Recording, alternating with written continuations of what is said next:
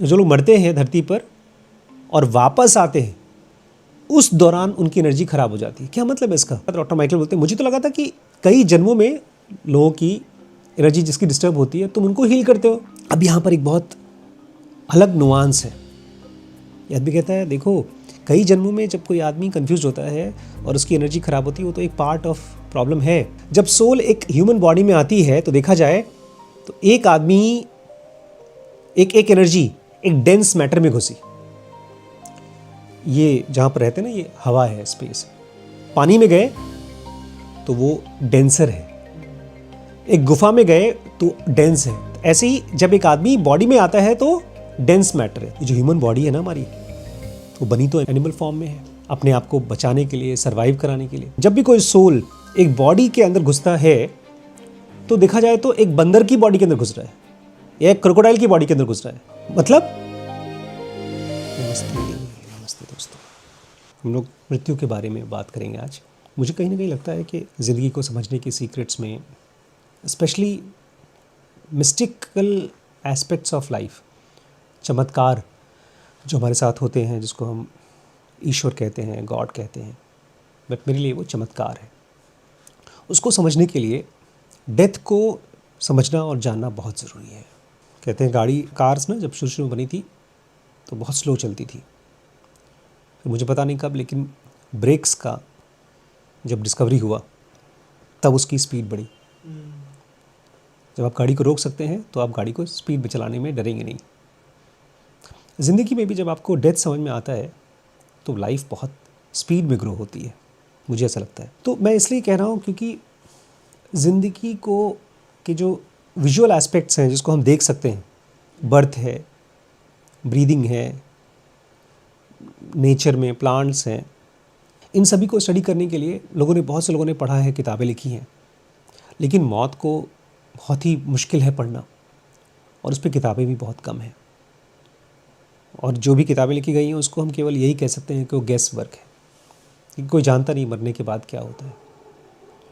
तो मेरी एक नेचुरल क्यूरियोसिटी है on the subject of death, और उस कॉन्टेक्स्ट में मुझे बहुत ही प्यारी किताब मिली है जिसको हम लोग कवर कर रहे हैं। इसका नाम है डेस्टिनी ऑफ सोल्स, जिसमें डॉक्टर माइकल न्यूटन है अपने क्लाइंट्स को हिप्नोटाइज करते हैं और एक्सीडेंटली उनको पास्ट में ले गए और वो 2 जन्मों के बीच में ये लोग चले गए। अब एक नॉर्मल आदमी तो यही मानेगा, जैसे मैं मानता था शुरू में, कि ये सब काल्पनिक घटनाएं हैं, आदमी की इमेजिनेशन है। लेकिन जब मैंने इसको पढ़ना शुरू किए 10, 15, 20 पेजेस पढ़ने के बाद मेरा एक लॉजिकल माइंड जो बहस कर रहा था कि ये सब झूठ है, वो शांत हो गया। इसको मैंने थियरी की तरह पढ़ना शुरू किया था, लेकिन मैं देख रहा हूँ इसका असर बहुत से लोगों की लाइफ में अलग तरीके से पड़ रहा है, क्योंकि मौत के बाद क्या होता है किसी को नहीं पता। तो हम ये भी नहीं कह सकते कि जो ये बोल रहे हैं वो नहीं होता है। अगर वही किसी को प्रूव करना है तो पहले जा कर के वापस आओ, तब पता चले। तो इसमें डॉक्टर माइकल ने अपने बहुत से लोगों को हिप्नोटाइज किया है और अलग अलग लोगों को ग्रेड किया है उनके एक्सपीरियंसेस के हिसाब से। तो उसमें आज जो हम लोग पढ़ने वाले हैं वो केस नंबर 23 का सेकेंड पार्ट है। इनका नाम डॉक्टर माइकल बोलते हैं पुरुवियन नाम है। इनके पिछले जन्म में इनका नाम था पुरुवियन, और जो 2 जन्मों के बीच में जब उस दुनिया में जाते हैं तो इनके लिए कहते हैं कि ये एक हीलर ऑफ ह्यूमन बॉडी थे।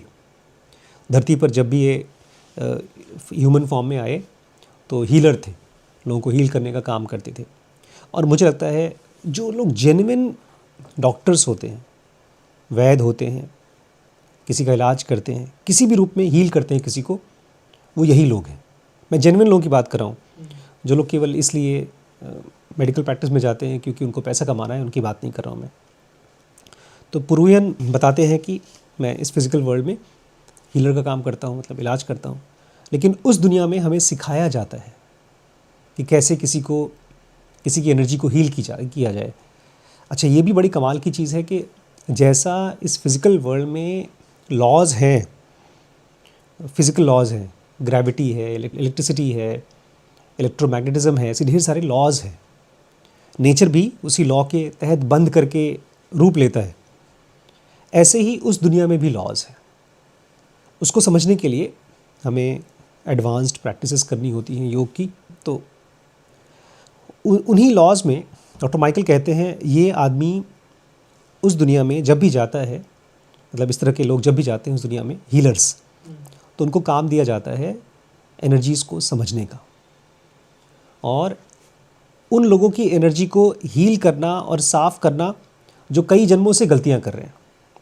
इस कॉन्टेक्स्ट में हमने लास्ट टाइम जो पढ़ा था वो ये था कि जैसे कैटरैक्ट का ऑपरेशन होता है तो पुतलियों में गंदगी जमा हो जाती है, प्रोटीन जमा हो जाता है, उसको साफ़ करते हैं। ऐसे ही लोगों की, मतलब ये एनर्जी शब्द बहुत नॉन साइंटिफिक लगता है, बट देखा जाए तो ऑलमोस्ट एवरीथिंग इज़ एनर्जी। जो हम खाना खाते हैं उससे लेकर के जो हम सोचते हैं, वो जो हम एक्सपीरियंस करते हैं और हमारी मेमोरी में स्टोर होता है, वो भी।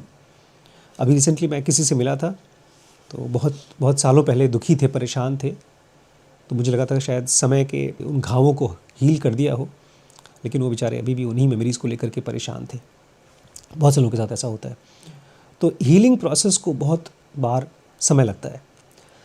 तो ऐसे लोग जो बार बार एक ही गलती बार बार करते रहते हैं और एक तरह से क्रिमिनल मेंटालिटी में चले जाते हैं, ऐसे लोग जब मरते हैं और उस दुनिया में जाते हैं तो वहाँ पर बहुत ही सोफिस्टिकेटेड तरीके से उनकी एनर्जी को, उनकी मेमोरीज़ को साफ़ किया जाता है। यही हमने लास्ट पढ़ा था। इसलिए इसमें फिर आज मुझे एक और नई चीज़ कहनी है।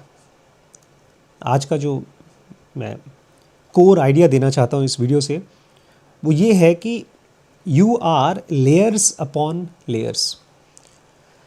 हम जो है ना, एक तरफ तो फिज़िकल बॉडी है जो कि ऑब्वियस है, दिखता है साफ साफ, लेकिन इसके अलावा एक वो लेयर है जो हमें समझ में नहीं आती है। जब हम सोते हैं और सपना देखते हैं तो अभी भी ये बहुत अनएक्सप्लोर्ड साइंस है, द वर्ल्ड ऑफ ड्रीम, और कौन है जो सपने को एक्सपीरियंस करता है। तो जो मैंने समझा है और जो मैंने एक्सपीरियंस किया है उसके हिसाब से हमारे पास एक और लेयर ऑफ बॉडी है। फिज़िकल बॉडी के अंदर एक और लेयर ऑफ बॉडी है, बहुत ही हल्की है। उसको शास्त्रों में सूक्ष्म शरीर कहा जाता है। उसको मैं कहता हूँ मॉलिक्यूलर बॉडी। लेकिन उसका स्ट्रक्चर बड़ा कॉम्प्लेक्स है। उसमें जो कुछ भी चीज़ें हम सोचते हैं, उसके बारे में फील करते हैं और वो हमारी बॉडी का हिस्सा बन जाता है, वो इस पूरी लाइफ के अंदर तो रहता ही है, लेकिन वो अगले जन्म में भी जाता है। जैसे आँखों में कचरा जमा होता है, ऐसे ही मेमोरी में अगर कोई चीज़ नेगेटिव एक्सपीरियंस के फॉर्म में स्टोर हो गया तो कई जन्मों तक, जब तक उसको साफ़ नहीं कर दिया जाता, तब तक वो इकट्ठा रहता है। इसलिए मैंने कहा ना, नेचर बहुत मिस्टिकल तरीके से काम करता है। और जब तक हम डेथ के पार जाने का या समझने का एक्सप्लोरेशन नहीं चालू करेंगे, तब तक और गहरी लेयर्स को पकड़ना, पहचानना मुश्किल होगा। डॉक्टर माइकल इनसे पूछ रहे हैं कि अच्छा, जब उस दुनिया में जाते हो तो तुम कैसे लोगों को हील करते हो, कैसे उनकी एनर्जीज़ को साफ़ करते हो। तो इस आदमी ने कहा कि हमको ट्रेनिंग मिलती है और बहुत ही स्पेशल ट्रेनिंग है। और हमने लास्ट वीडियो में ये भी पढ़ा था कि कैसे, मैं उसको रिपीट कर दूंगा अभी, कैसे हमारा माइंड जब कम एक्सपीरियंस्ड होता है तो डिस्ट्रैक्टेड होता है, जैसे छोटे बच्चों का माइंड होता है। लेकिन जैसे जैसे हम एक्सपीरियंस होते जाते हैं वैसे वैसे हम फोकस कर पाते हैं। और जब ये एक्सपीरियंस मल्टीपल लाइफ्स में इकट्ठा होता है तो बहुत यंग एज में हमारी फोकस करने की एबिलिटी बढ़ जाती है। इसलिए मैं आपसे कह रहा था कि पिछले 5 सालों में आपने जो कुछ भी सीखा है, हो सकता है आपको सक्सेस के रूप में नहीं दिखाई देता हो कि मैंने कोई एग्ज़ाम क्रैक किया है या मैं कोई बहुत बड़ा बिजनेस नहीं कर पा रहा हूँ, लेकिन आपने बेसिकली जो चीज़ सीखा है वो है अपने माइंड को कम से कम डिस्ट्रैक्ट होना। और डिस्ट्रैक्शन का मतलब खाली ये नहीं कि आप जो वीडियोस देख रहे हैं वो आपको डिस्ट्रैक्ट कर रहे हैं। आप इन जनरल, आपकी हैबिट्स सब नेगेटिव होने से पहले ही रुक जाती हैं। थॉट्स एकदम सोफिस्टिकेटेड ब्रेक की तरह काम करता है। आप देखिए, हमारे साथ गए थे, बहुत आसान था कि आप भी जाकर के, जैसे बाकी लोग ड्रिंक कर रहे थे, आप भी ड्रिंक कर लेते। कोई रोक नहीं रहा था, कोई देख भी नहीं रहा था, लेकिन आपने किया ही नहीं। बल्कि अब तो ड्रिंक करना तो छोड़ो, अगर कोई और कर रहा है तो आपको उसके मन में ताज्जुब आ रहा है, आपके मन में कि ये लोग क्यों अपने आप को इतनी गंदगी में डाल रहे हैं, जबकि आपकी आंखों के सामने बहुत से पढ़े लिखे समझदार, सो कॉल्ड समझदार लोग ड्रिंक कर रहे हैं, अल्कोहल में जा रहे हैं। तो ये बहुत बड़ी चीज़ आप सीख रहे हैं। और ये इसलिए है क्योंकि आपकी उम्र अभी 22 साल होगी, 22-23 साल। 22 साल की उम्र में ये क्लैरिटी आना कि अल्कोहल एक बहुत ही नेगेटिव चीज़ है मेरे ब्रेन के लिए, बहुत कम लोगों को आता है। तो जब आप मल्टीपल लाइफ्स में, मुझे पक्का है कि आप पिछले जन्म में काफ़ी एडवांस्ड सोल थे। इस जन्म में भी आपने यंग एज में बहुत स्ट्रगल झेले हैं। आपकी मम्मी समय से पहले ही ख़त्म हो गई, उसके बाद भी आपने बहुत, मतलब स्ट्रगल्स हमेशा बोल के नहीं आते कि एक्सीडेंट हो रहा है, बट स्ट्रगल्स आपके लाइफ में बहुत थे। बट धीरे धीरे अब आप अलग ही शेप ले रहे हैं, because you are a mature soul and आपने पिछले कई जन्मों में अपने आप को फोकस कराया है टुवर्ड्स स्पिरिचुअलिटी। और मैं ये भी, मतलब कोई आपके मुंह पे नहीं बोल रहा हूँ, you are a very genuine ज़ेनोगी, क्योंकि इस ज़ेनोगा के साइंस में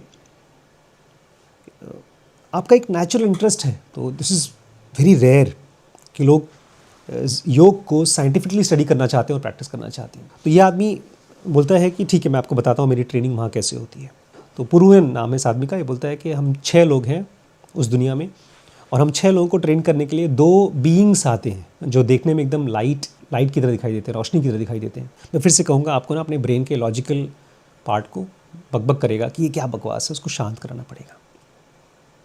जैसे पढ़ते समय नींद आती है ना, तो मुँह हाथ धोना पड़ता है, ऐसे ही एक तरह का डिस्ट्रैक्शन है माइंड का, तभी आप इसको बचा पाएंगे। आज मेरी किसी से बात हो रही थी, बहुत ही समझदार लेडी थी, लाइफ ने उनको बहुत झटके दिए हैं। उनको पता है उनकी लाइफ में जो गलती हो रही है वो पता है, लेकिन फिर भी अपने आप को रोक नहीं पा रही हैं। बोलती मेरी एक ऑब्सेशन है, मैं फिल्में बहुत देखती हूँ, प्लस मुझे न्यूज़ बहुत अच्छा लगता है, स्पेशली पॉलिटिकल न्यूज़। तो मैं बहुत से चैनल को देखती हूँ, पॉडकास्ट देखती हूँ, और उसके बाद मैं बिल्कुल इंटरेस्टेड नहीं था, फिर भी बताना शुरू कर दिया मुझे कि कौन सी पॉलिटिकल पार्टी सही है, कौन से हीरो को किसको सपोर्ट करना चाहिए वगैरह वगैरह बोलना शुरू कर दिया। और ये सब बातें बोलते बोलते मुझसे वो ये भी बोल रही थी कि ये मेरा ऑब्सेशन है। फिर बीच बीच में ये भी बोल रही थी कि लेकिन दुनिया को बचाने के लिए इस पॉलिटिकल पार्टी को ही काम करना चाहिए। बार बार ऑब्जर्वेशन से लेकर के बायस्ड आइडियाज़ पे जा रही थी। मैं उनको नहीं समझा सकता कि ये ऑब्सेशन है, क्योंकि वो बोल रही थी ये ऑब्सेशन है मेरा, फिर भी उसमें से निकल नहीं पा रही। हमारा माइंड एक साइकिल की तरह है, जब तक उसको बैलेंस करके चलाना नहीं आएगा, नहीं सीखेंगे, तब तक हम उससे कुछ ज्ञान नहीं ले पाएंगे। माइंड का पर्पस है अंडरस्टैंडिंग, ना कि इन्फॉर्मेशन। आप ढेर सारी इन्फॉर्मेशन लेकर के ब्रेन में डाल भी दो, फिर भी वो अंडरस्टैंडिंग नहीं बनती, क्योंकि जब आप अंडरस्टैंडिंग चाहेंगे तभी आप अंडरस्टैंडिंग पाएंगे। इसलिए मैं आपसे ये भी कहता हूँ कि जब आप कोई बुक पढ़ते हो, आप खाली कंपटीशन के लिए मत पढ़ो, आप इसलिए पढ़ो क्योंकि जो चीज़ आप पढ़ रहे हो क्या क्या बताना चाहता है ये भी आपको मिले। मैं फिर से रिपीट करूँगा, सारी जानकारी अपने ब्रेन में डाल लो, फिर भी अंडरस्टैंडिंग नहीं निकलेगी उसमें से। अंडरस्टैंडिंग केवल तभी निकलेगी जब आप अंडरस्टैंडिंग चाहते हो। अब एक आदमी मान लीजिए शराब पीता है और अगले दिन बोलता है मेरे को हैंगओवर है, लेकिन वो ये नहीं जानना चाहता कि इस शराब पीने से मुझे क्या हुआ, उसको समझ में नहीं आएगा। उसको खाली ये रहेगा कि यार अखबार में पढ़ा है, किताबों में पढ़ा है कि लिवर ख़राब होता है, बट 100 में से 1 का होता होगा, मेरा थोड़ी होगा। और शराब वैसे भी अच्छा लगता है यार, थोड़ा बहुत मौज मस्ती करने के लिए, लाइफ को एंजॉय करने के लिए चलता है।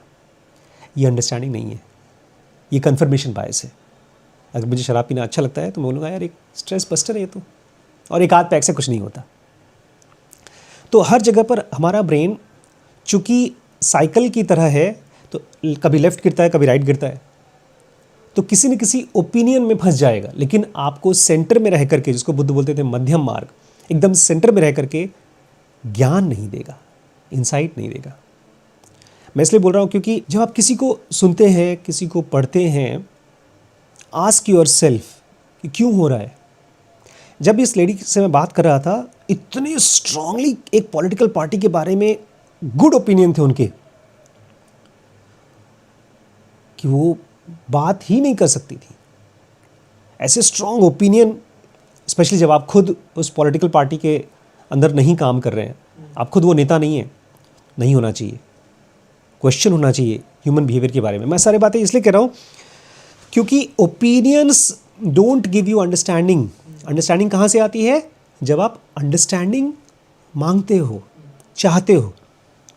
और पिछले 10 साल से जब से मैंने MBBS MD करने के बाद से मैं लखीमपुर आया, तब से मैं केवल अंडरस्टैंडिंग ही चाहता हूँ, डेथ के बारे में, योग के बारे में, बिजनेस के बारे में, कंपनीज़ के बारे में, लोगों के बारे में, बिहेवियर के बारे में। और जितना मैं अंडरस्टैंडिंग चाहता हूँ उतना मिल रहा है। ऑब्वियसली उसके लिए किताबें पढ़ रहे हैं हम लोग, ऑब्जर्वेशन कर रहे हैं। तो ये आदमी कह रहा है कि मुझे उस दुनिया में सिखाया जाता है, जब हम उस दुनिया में जाते हैं तो हम भी एक तरह का एनर्जी की तरह होते हैं। जब हम सोकर सपना देखते हैं तो मेरा अंदाज़ा ये है कि सपने में जो हमारी बीइंग होती है वैसा ही तकरीबन डेथ के बाद हमारी बीइंग होती है, मरती नहीं है, एक एनर्जी के फॉर्म में रहती है। और ये बता रहा है आदमी कि उस दुनिया में जब हम जाते हैं तो हमारे 6 लोगों का बैच है और हमको सिखाया जाता है कि कैसे हम अपनी वाइब्रेशनल एनर्जी को एक टाइट बीम में फोकस कर सकें। अब ये एकदम लॉजिकल लगेगा अगर आप माइंड को किसी चीज़ पर फोकस कराने की कोशिश करें प्यार से। मैं रिपीट करूँगा, आप फोकस कराने की कोशिश करें, ना कि ऑटोमेटिकली फोकस हो। जब आप फिल्में देखते हैं, रील्स देखते हैं तो फोकस कराने की कोशिश नहीं है, वो एक ड्रेनेज है, एक बहाव, सेंसेशन। लेकिन आप एक किताब पढ़ रहे हैं, एक अच्छी डीप बुक, और उसके लिए आपको अपना फोकस एक बीम की तरह एक जगह पर लाना पड़ता है। तो ये ऐसा ही है जैसे कि आप उस दुनिया में अपने एनर्जी को फोकस कर पा रहे हैं। आप किसी इंसान से बात कर रहे हैं और उसी समय आपके मन में आ रहा है कि यार क्या बक कर रहा है आदमी। तुरंत आपका मन कर रहा है कि चलो मोबाइल निकाल करके थोड़ा सा ये भी सर्फ भी कर लूँ और सामने वाले की बात कर लूँ। तो आपका माइंड की जो वाइब्रेशनल एनर्जी है वो डिस्ट्रैक्ट हो रही है। तो ये आदमी कहता है कि हमें हीलिंग के लिए सिखाया जाता है, आखिर साइकिल चलाना सीखा है ना, ऐसे ही हमारी माइंड के एनर्जी को भी फोकस कराना सिखाया जाता है। और क्यों फोकस कराना सिखाया जाता है? ताकि मैं इसको इफेक्टिव बना सकूं। लाइट जब एक जगह पर हम लोग फोकस कर पाते हैं तो क्या होता है? बचपन में किया होगा ना एक्सपेरिमेंट, वो जो मैग्नीफाइंग ग्लास होता है उससे सूरज की रोशनी को एक जगह इकट्ठा करो तो आग लग जाती है। ऐसे ही जब आपका माइंड एक जगह पर फोकस कर पाते हैं तब वो ज़्यादा इफ़ेक्टिव होती है। इनफैक्ट जब आप कोई किताब पढ़ते हैं ना और फोकस्ड तरीके से पढ़ पाते हैं तब उसकी इफेक्टिविटी क्या होती है मालूम है? Deep understanding. वहीं पर आप एक किताब पढ़ रहे हो या किसी इंसान को सुन रहे हो बिना फोकस के, तो उसकी रिजल्ट पता है क्या होती है? कन्फ्यूजन या तो बायस्डनेस। डॉक्टर माइकल बोलते हैं ये बीइंग्स जो तुमको आकर के सिखा रहे हैं ये कहाँ से हैं, किस दुनिया में से आए हैं? वैसी बातें करते हैं किस दुनिया में से आए, तो तुरंत लॉजिकल माइंड क्या बोलता है? कहानी बता रहा है बुड्ढा, उसको साइड रख दीजिए, सुनते रहिए कहानी। बोलते हैं तो एक ऐसी जगह से आए हैं जहाँ पर इंटेलिजेंस बबल्स के फॉर्म में होती है। लाइब्रेरी हम लोग के यहाँ तो ऐसे ही होता है ना, किताबों में बबल्स के फॉर्म में इंटेलिजेंस भरी रहती है। क्यों? तो डेड लगती है ना किताबें, लेकिन मेरे हिसाब से तो किताबें ज़िंदा होती हैं। ये आदमी कहता है लगता तो बबल्स है लेकिन ये बहुत सुंदर है, बहुत अच्छी है, और इनसे हमने सीख लिया। ये हिप्नोटिक स्टेट में है, हाँ हम सीख रहे हैं उससे, अपनी एनर्जी को फोकस करना रहे, हमने सीख लिया। डॉक्टर माइकल बोलते हैं ठीक है तुम सीख गए, बहुत अच्छी बात है, तुमने बेसिकली अपने माइंड को फोकस करना सीख लिया, उसको पिन पॉइंट करना सीख लिया, ये तो ठीक अच्छी बात है। अब ये बताओ इसको अप्लाई कैसे करते हो? क्लियर? तुम ट्रांसफॉर्मर सोल हो, धरती पर लोगों की ज़िंदगी ट्रांसफॉर्म करते हो, और उस दुनिया में यहाँ का कोई ऐसा बीइंग जो बहुत जन्मों से गलत काम कर रहा है, उसकी एनर्जी कहीं फंस गई है, तो तुम उसको उस दुनिया में भी ट्रांसफॉर्म करते हो। तो कैसे करते हो? इस माइंड की एनर्जी से करते क्या हो? तो आदमी कहता है अब वो जो मैंने सीखा है ना मेरे मन के अंदर है और मुझे मालूम है ये कैसे काम करता है। जैसे मैं आपसे पूछूं यार ये तुम खड़े कैसे होते हो? छोटा बच्चा होता है, छोटा बच्चा चलते चलते गिरते खड़े होते चलना सीख लिया, फिर आप उससे पूछिए तुम खड़े कैसे होते हो, क्या बोलेगा? खड़ा हो जाता हूँ। देखो ऐसे आदमी बोल रहा है, बोलता है अरे मेरा माइंड फोकस्ड है और काम कर रहा है, देखो। फिर अपने माइंड से एक तरह से बोलता है देखो बीम निकल रही है। और माइकल बोलते हैं तुम्हारे माइंड में से बीम निकल रही है क्या? बोलते हैं कि ये हमारे माइंड में से जो एनर्जी निकलती है उसको हम लेज़र की तरह यूज़ करते हैं, बल्कि लेज़र भी नहीं कहना चाहिए, एक ड्रिल मशीन की तरह, जैसे डेंटिस्ट यूज़ करता है। अगर दांत में कोई कचरा इकट्ठा है उसमें से कचरा निकालने के लिए काम करते हैं डेंटिस्ट, जैसे किसी ड्रिल मशीन से, ऐसे ही हम लोग इस माइंड के ज़रिए सामने वाले के माइंड में ड्रिल मशीन की तरह अपने लेज़र को यूज़ करते हैं। जहाँ कहीं पर भी कन्फ्यूजन है, वो ग्रे एरियाज है, उसको हम साफ़ करते हैं। डॉक्टर्स के पास हम जाते हैं, स्पेशली डेंटिस्ट के पास ना, तो एक प्रोसीजर है, उसको बोलते हैं RCT, दांतों में ही होता है, रूट कनाल ट्रीटमेंट। उसमें जो दांत सड़ जाता है उसमें से पहले कचरा निकालते हैं, उसके बाद उसको साफ़ करते हैं, फिर उसको आर्टिफिशियली भरते हैं। काफ़ी टाइम लगता है। अगर एक ही दिन में कर दिया तो उसको निकलने का, जिस चीज़ को मटेरियल को भरते हैं वो निकलने का खतरा होता है। तो ये आदमी कह रहा है कि हम लोग जो करते हैं, स्पेशली मेरा जो स्टेज है, वो बहुत स्लो तरीके से काम करते हैं। एक स्लोअर तरीका है जो ज़्यादा मुश्किल है, और उसकी अच्छाई ये है कि वो लॉन्ग लास्टिंग है, उसका असर बहुत टाइम तक रहता है और वो इफेक्टिव भी ज़्यादा होता है। लेकिन अभी मुझे वो आता नहीं है, मैं नया नया सीख रहा हूँ, ट्रांसफॉर्मर सोल हूँ।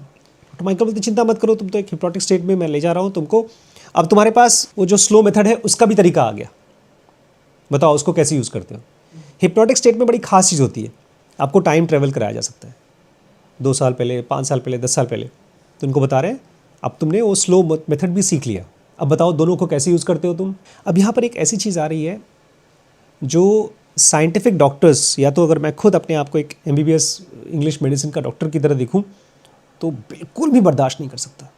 उसको बोलते हैं हीलिंग प्रोसेस, कि एक हीलर किसी के सर के ऊपर हाथ रखता है। इनफैक्ट कृष्णमूर्ति उसको यूज़ किया करते मालूम। एक लेडी थी, उनकी बायोग्राफी में लिखा हुआ है, उसको एक कान में ऑलमोस्ट कंप्लीट डेफनेस थी, तो उन्होंने उसको हील किया, कई बार हीलिंग सेशन दिया, नॉर्मल हो गई। मैंने भी शुरू में कुछ लोगों को ट्राई किया था, कुछ लोग ठीक भी हुए थे, लेकिन फिर धीमे धीमे लाइन लगना शुरू हो गई कि हमको भी हील होना है, हमको भी हील होना है। तो फिर मैंने सोचा कि अभी मुझे स्टडी करना है, मैं हील बाद में करूँगा। तो ये आदमी कहता है कि मैं अपने क्लाइंट्स के सर के ऊपर हाथ रखता हूँ और फिर मेरे मन में जो कुछ भी हमने सीखा है वो आ जाता है, और ख़ास तौर से जो स्पिरिट वर्ल्ड में सीखा है वो ज़्यादा हेल्प करता है फिजिकल वर्ल्ड से, क्योंकि फिजिकल वर्ल्ड में जो कुछ हम सीखते हैं वो फिजिकल बॉडी के बारे में है, लेकिन फिजिकल बॉडी के बारे में ग्रॉस चीज़ों के बारे में है, ना कि सटल एनर्जीज़ के बारे में। स्पिरिट वर्ल्ड में हम सटल एनर्जीज़ के बारे में सीखते हैं। लेकिन इससे क्या फ़र्क पड़ता है कि हम फिजिकल वर्ल्ड में सीखे हैं कि मॉलिक्यूलर वर्ल्ड में सीखे हैं, जो कुछ भी हम सीखे हैं तुरंत काम करना शुरू कर देता है। डॉक्टर माइकल बोलते हैं ठीक है, तुमने चाहे धरती से सीखा हो चाहे उस दुनिया से सीखा हो, उससे कोई फ़र्क नहीं पड़ता, लेकिन बताओ वो मेथड काम कैसे करता है। पेट भरता है खाना खाते खाते, मालूम पड़ जाता है, लेकिन हम फिर भी खाना खाते हैं। क्यों? क्योंकि मन नहीं भरता, स्वाद, लेकिन पेट को मालूम पड़ता है। इसलिए हम खाना खाने से पहले पूछते हैं, कोई पूछता है कितनी रोटी बनेगी, सब्जी कौन सी बन रही है। तो पेट को मालूम कैसे पड़ता है? एक ज्योमेट्री है जिसमें ब्रेन में कुछ केमिकल्स रिलीज होते हैं, पेट के एक्सपेंशन से वो केमिकल का एक्सपेंशन होता है। यहाँ पर जैसे पेट भरा, यहाँ पर सिग्नल पहुँचता है पेट भर गया अब मत खाओ, लेकिन एक दूसरा सिग्नल है, बोलता है थोड़ा सा तो खा ही सकते हो यार, तो थोड़ा सा और खा लेते हैं। इस तरह से हम अपनी बॉडी को बनाते हैं अनइंटेलिजेंट। तो ज़ेन मॉन्क्स में, मोनेस्ट्री में कहा जाता है जितना भूख लगी उससे थोड़ा कम खाओ, तो तुम्हारा पेट, तुम्हारा ब्रेन दोनों इंटेलिजेंट रहेगा। मैं इसलिए इसकी बात कर रहा हूँ क्योंकि ये केवल खाने के साथ अप्लाई नहीं करता है। आप कहीं पर भी जितना लिमिट है, जितना रिस्क बताया गया उससे ज़्यादा लोगे रिस्क, तो आपकी नेचुरल इंटेलिजेंस ख़राब होती जाती है। ये आदमी कहते हैं हम लोग जब किसी के सर पे हाथ रख करके उसको ठीक करने की कोशिश करते हैं तो हम ज्योमेट्रिक शेप्स के फॉर्म में काम करते हैं, जैसे कि एक एनर्जी का स्पाइरल हो, एक ज्योमेट्रिक शेप है, तो जो उसके माइंड में, जो उसके एनर्जी का एक शेप है, वही शेप मैं भी बनाता हूँ अपने मन में। फिर मैं जो मैंने मन में सोचा है अपने अंदर में और जो वहाँ है उन दोनों को मैच करता हूँ, और फिर जो मैंने बनाया है अपने मन में और जो उसका है वो रिपेयरिंग चालू हो जाती है। ये ऐसा है जैसे कि किसी की मसल्स में चोट लगी और उसके ऊपर आप एक हॉट पैड लगा दो, तो उस गर्मी से, हम तो डॉक्टर्स कहते हैं कि ब्लड सर्कुलेशन बढ़ जाता है, लेकिन खाली ब्लड सर्कुलेशन नहीं बढ़ता है, बहुत कुछ चीज़ें होती हैं, फिर वो हील होता है। ऐसे ही वहाँ पर भी हम काम करते हैं, अपने एनर्जी को उसके ऊपर रखते हैं एक हॉट पैड की तरह। हॉट बैग भी होते हैं, जैसे मैंने अभी आजकल अपने यहाँ पर रखता हूँ हॉट बैग, कोल्ड बैग भी रखते हैं। फिर फाइनली आदमी कहता है देखो उस दुनिया से धरती पे आते हैं, फिर वापस जाते हैं। इस प्रोसेस में उनकी एनर्जी डैमेज हो जाती है। डैमेज इसलिए भी होती है क्योंकि अगर कोई चीज़ आपको समझ में नहीं आ रही है और आप फिर भी करते रहो तो डैमेज हो जाएगा। आपने चाबी लगाया ताले में, नहीं खुल रहा है, फिर भी आपने घुसेट रहे हो। एक डॉक्टर किसी का इलाज कर रहा है, नहीं इलाज हो रहा है, फिर भी उसको वही दवाई दे रहा है बार बार। तो जब ये बार बार इस आदमी की एनर्जी जब ख़राब हो जाती है तो हम आते हैं उसको हील करने के लिए। इसमें नई बात समझ में आई डॉक्टर माइकल को। तुमने कहा कि जो एनर्जीज़, जो लोग मरते हैं धरती पर और वापस आते हैं, उस दौरान उनकी एनर्जी ख़राब हो जाती है। क्या मतलब है इसका? मुझे तो लगा था, डॉक्टर माइकल बोलते हैं, मुझे तो लगा था कि कई जन्मों में लोगों की एनर्जी जिसकी डिस्टर्ब होती है तुम उनको हील करते हो। अब यहाँ पर एक बहुत अलग नुआंस है। ये आदमी कहता है देखो, कई जन्मों में जब कोई आदमी कंफ्यूज होता है और उसकी एनर्जी खराब होती है, वो तो एक पार्ट ऑफ प्रॉब्लम है। जब सोल एक ह्यूमन बॉडी में आती है तो देखा जाए तो एक आदमी एक एनर्जी एक डेंस मैटर में घुसी। ये जहाँ पर रहते हैं ना, ये हवा है, स्पेस। पानी में गए तो वो डेंसर है, एक गुफा में गए तो डेंस है। ऐसे ही जब एक आदमी बॉडी में आता है तो डेंस मैटर है। ये जो ह्यूमन बॉडी है ना हमारी, वो बनी तो एनिमल फॉर्म में है, अपने आप को बचाने के लिए, सरवाइव कराने के लिए। जब भी कोई सोल एक बॉडी के अंदर घुसता है तो देखा जाए तो एक बंदर की बॉडी के अंदर घुस रहा है या एक क्रोकोडाइल की बॉडी के अंदर घुस रहा है। मतलब वो क्रोकोडाइल या बंदर क्या करता है? अपने आप को बचाता है, दूसरे को खाता है। जब एक बॉडी के अंदर सोल जाती है, सोल बहुत ही सॉफ्ट एनर्जी है और बॉडी एक प्रिमिटिव एनर्जी है। सोल इतनी सॉफ्ट और अच्छी एनर्जी है कि ये जो प्रिमिटिव बॉडी है इसके साथ में ठीक से ब्लेंड नहीं कर पाती। और इसी प्रोसेस में जो यंगर सोल्स होती हैं, जिनके पास बहुत मल्टीपल लाइफ्स का एक्सपीरियंस नहीं होता, वो डैमेज्ड होती है। नहीं समझे ना? ये आपके क्वेश्चन का आंसर है कि क्यों कुछ लोग क्रिमिनल्स बन जाते हैं। क्योंकि जब वो बॉडी में आते हैं, बॉडी संभाल नहीं पाते। इनफैक्ट बॉडी उनको कंट्रोल करती है, उनको एनिमल बना देती है। और ऐसे लोग शुरू में ही, लाइफ की शुरुआत में ही गलतियां करना शुरू कर देते हैं और उनकी लाइफ और पर्सनैलिटी ट्विस्टेड हो जाती है। और ये ज़्यादातर लोगों के साथ होता है। तो डॉक्टर माइकल बोलते हैं तो आपका काम होगा ना कि उनकी एनर्जी में जो कुछ भी प्रॉब्लम्स है आप उसको ठीक करें। बोलते ना ना, हमारा काम नहीं, वो तो एडवांस लोगों का काम है। बोलते हैं उनकी एनर्जी तो इतनी स्क्विंगली हो गई है, स्क्विंगली मतलब टेढ़ी मेढ़ी हो गई है, कि उनको फिर से रीअरेंज करना पड़ेगा ताकि उसके अंदर से टॉक्सिक एनर्जी निकल सके। टॉक्सिक मतलब एक थॉट मेरा आपके प्रति है, अगर वो रिपीट हो रहा है तो टॉक्सिक हो जाता है। ये आदमी मेरी बात नहीं मानता, ये मुझे हेट करता है और मैं इसको हेट करता हूँ। ये जो एनर्जी है अगर ये बार बार रिपीट होगी तो टॉक्सिक एनर्जी बन जाती है। बोलते हैं ये सोल्स बहुत यंग हैं और मडल्ड हैं, एक तरह से गंदगी से भरी हुई हैं। तो इतना मेहनत करना पड़ता है कि उनके हर एक सेल में जहाँ जहाँ भी नेगेटिव टॉक्सिक एनर्जी भरी है उसको साफ़ करना पड़ता है। और जब इसको ठीक से कर दिया जाता है तो वो सोल दोबारा जब बॉडी का फॉर्म लेती है तो अच्छे से मर्ज कर पाती है, बॉडी और सोल साथ में। ऑटोमेटिकली बोलती है तो बड़े कमाल का काम लगता है यार। एक आदमी को बॉडी के साथ में मर्ज करने के लिए एक एडवांस्ड बहुत काम की चीज़ लगती है। तो आदमी कहता है काम की तो बहुत ग्रेटिफाइंग है, ये तो बहुत अच्छा लगता है जब हम काम कर पाते हैं, लेकिन अभी मुझे बहुत सीखना है। हम लोग अपने आप को जिस स्टेज पर हैं, अपने आप को साइकिक स्पॉन्ज कहते हैं कि सामने वाले के अंदर में जो भी कचरा है, नहीं, स्पॉन्ज से सफाई करते हैं, तो हम लोग वही सफाई करने वाला स्पॉन्ज है नेचर में। तो कोई भी चीज़ वेस्ट नहीं होती। अगर आप यहाँ किसी को ध्यान से सुन रहे हैं, किसी की हेल्प कर रहे हैं, तो आपको प्रिपेयर करता है उस दुनिया में जाकर के सीखने के लिए। वैसे वर्षा जो वहाँ कुछ सीखते हैं तो धरती पर आकर आप दूसरों को हेल्प कर पाते हैं। It's a cycle of learning. और जो आदमी सीख नहीं रहा है अपनी एनर्जीज़ को, अपने थॉट्स को, अपने इमोशंस को, अपने रिलेशंस को और रिफ़ाइन करना नहीं सीख रहा है, इसलिए जिनोगा में हम लोग रिफ़ाइनिंग एक्सरसाइज सीखते हैं। पता है, मैं आपको बताऊँगा, कल बताऊँगा। बहुत सिंपल एक्सरसाइज है, ब्रीदिंग की एक्सरसाइज है। अगर आप वो करते हैं तो अचानक से विदिन 5 to 10 मिनट्स आपके ब्रेन में you will see gross changes. आपके इमोशंस प्योरीफाई हो जाते हैं, थॉट्स की क्वालिटी बदल जाती है। Refining exercises. You have to start seeing your thoughts as energy. और जैसे आप कपड़ों के बारे में होता है ना, बहुत अच्छी क्वालिटी का कपड़ा चाहिए, गाड़ी, सामान, फ़ोन्स वगैरह, ऐसे ही अपने थॉट्स के बारे में भी आपको सोचना पड़ेगा कि why should I have average thoughts, why not deep and pure. Deep और प्योर क्या है इसके बारे में और बात करेंगे, बट आज इतना ही। Everything makes sense now. दोस्तों, सीरीज़ जो आपने अभी भी देखा ये dkbrains.com पे अवेलेबल है और अब हमने कुछ नया किया है इस प्लेटफॉर्म पे। इसका स्ट्रक्चर हमने पार्ट्स में डिवाइड किया है क्योंकि बहुत से लोग हैं जो हमारे कोर्सेज ट्राई करना चाहते थे लेकिन नहीं कर पाते थे फ़ीस की वजह से। तो हमने एक ऑप्शन चालू किया है जो फ्री है। अच्छा, उसके बाद अगर आपको लगता है कि नहीं मुझे अब पेड कोर्स करना है, और फाइनली अगर आपने डिसाइड कर लिया है कि आप हमारे साथ लंबे समय तक चलना चाहते हैं, तो एक ऑप्शन है ग्रो, जिसमें हमारी सारी सीरीज़ आपको अवेलेबल है थ्रू आउट द ईयर। लेकिन उसके साथ साथ इसको एक अपॉर्चुनिटी भी बना सकते हैं अपनी अर्निंग का। बहुत ज़्यादा तो नहीं, लेकिन फिर भी कुछ न कुछ आपको अर्निंग होगी जब आप इस सीरीज़ को देखते हैं और किसी और को रेफ़र करते हैं। ट्राई आउट करिएगा, मुझे कमेंट के ज़रिए बताइएगा। आपके सजेशंस हमारे लिए बहुत इम्पोर्टेंट हैं। मैं वेट करूँगा आपके कमेंट्स का। ठीक है।